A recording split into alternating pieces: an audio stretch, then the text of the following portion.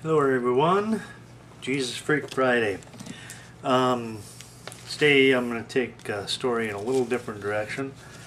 I'm going to read an encounter Abraham Lincoln had with one of his good friends. I'm not exactly a history buff, but I have read a little bit about Lincoln, and I was surprised to find that he actually wasn't a Christian until he got saved, if I remember correctly, within the last year of his life, which isn't that awesome? I mean, right under the wire. But he is earnestly seeking, but he is a big skeptic. And before I read that account, I want to read James 1:6, which says, "But let him ask in faith, with no doubting. For he who doubts is like a wave of the sea, driven and tossed by the wind." And verse 7 goes on to say, "For let not that man suppose that he will receive anything from the Lord." Verse 8, "He is a double-minded man, unstable in all his ways."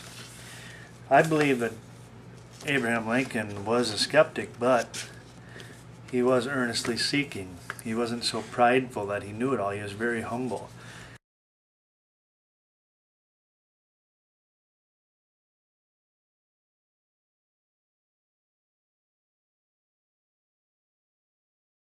And if you read much about him at all, you'll find that he was very humble. Not always though. It's an interesting story how he came to transform his personality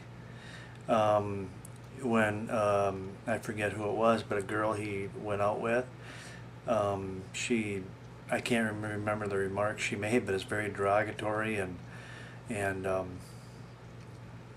not good. I don't remember what it was. I just remember it was very insulting. But he didn't take it as an insult. He took it as, because it was something like, Abraham Lincoln, you are the most arrogant, this, that, and instead of just writing her off as, whatever, he took it to heart and really did a self-examination and started transforming the way he reacted and his personality, but he was very humble in that regard. That humbled him, that experience, which is cool. But he wasn't even saved at that time. But here's the story. This is an account. It says Joshua Speed was a close friend of Abraham Lincoln, a skeptic when both were young. So both Joshua Speed and Abraham Lincoln were very skeptical. He later published a small volume called Remembrances of Abraham Lincoln, which includes a story from 1864 when he visited Lincoln in Washington. And here's what it says. "I have often been asked what were Mr. Lincoln's religious opinions. When I knew him early in life, he was a skeptic. He had tried hard to be a believer, but his reason could not grasp and solve the great problem of redemption as taught.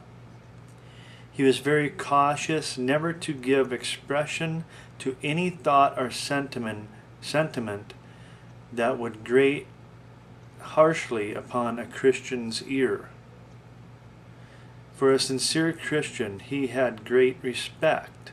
So even before he was a believer, he was very respectful of the Christian faith and professing Christians.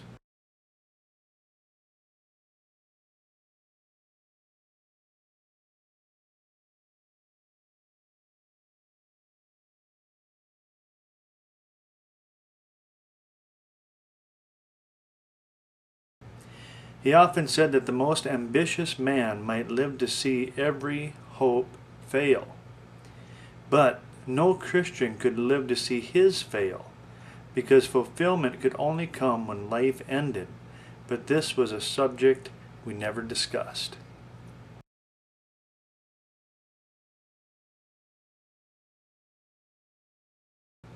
The only evidence I have found of any change was in the summer before he was killed. I was invited out to the soldier's home, and soldier's home is in capital letters, and I'm not sure if that means it sounds like it's a location or whatever, and that's the title of a whatever. Some of you might know, but so I was invited out to the soldier's home to spend the night.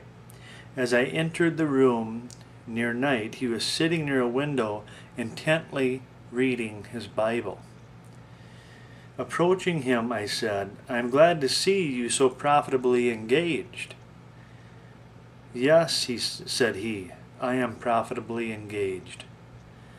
"Well," said I, "if you have recovered from your skepticism, I am sorry to say that I have not." Looking me earnestly in the face and placing his hand on my shoulder, he said, "You are wrong, Speed." The guy's name's Speed. "You're wrong, Speed. Take all this book upon reason that you can, and the balance on faith, and you will live and die a happier and better man." We can't explain it all, right? Skeptics and atheists and all the crazies can come at you all day long with questions never ending, and you can't answer them all.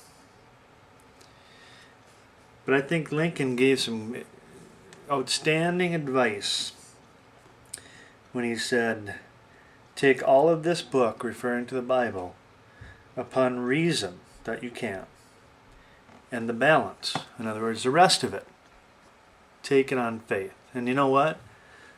I think you got a portion that's reason, you get a portion that's on faith, and as you draw closer and closer to God, and God draws closer and closer to you, you abiding in Him, Him abiding in you, your portion of reason gets bigger and bigger, and your portion of faith potentially gets smaller and smaller, because it is logical, it is reasonable, it is sound.